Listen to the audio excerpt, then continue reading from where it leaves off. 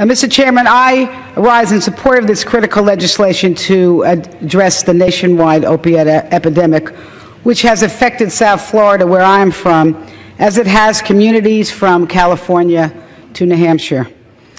Today, I want to tell you about a related crisis that is obstructing the recovery of addicts and damaging the character of South Florida neighborhoods and neighborhoods across the nation.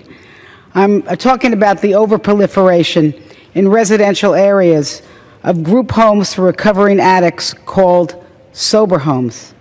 In theory, it's a very good thing, a way to reintegrate addicts back into the community. It's an activity protected by two historic laws that prohibit discrimination against persons with disabilities in housing.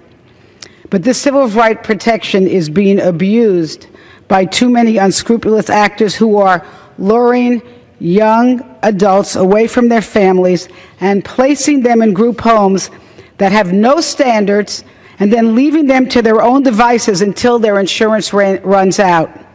And the result is an overdosing nightmare, as well as an increase in homelessness, code enforcement violations, and crime.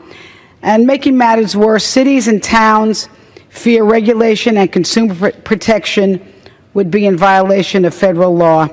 And as a consequence, we are seeing thousands of sober homes in South Florida disrupting services and the health and safety of neighborhoods and leaving young people who are trying to repair their lives spiraling back into hopelessness.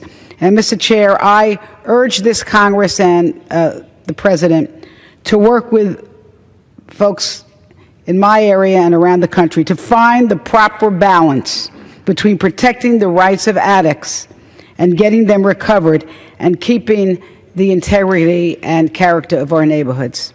I thank you, and I yield back.